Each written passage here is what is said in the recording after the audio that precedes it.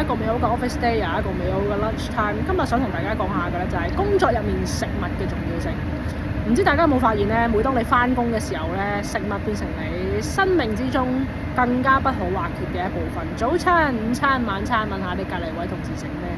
？Tea time、break time 都係問下你同事有冇零食。久而久之，你會發現食物咧喺你嘅生活入邊咧，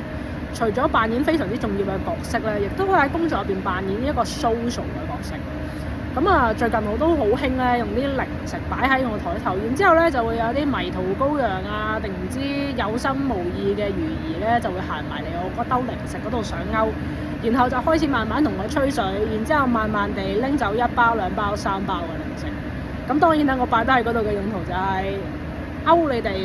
買嚟食嘢，然之後同我傾偈啦，我就可以順利地浪費你嘅時間同埋浪費我自己嘅時間啦。咁啊，我都鼓勵大家多啲喺辦公室入邊交換下零食啦，食下人哋啲零食啦。咁啊，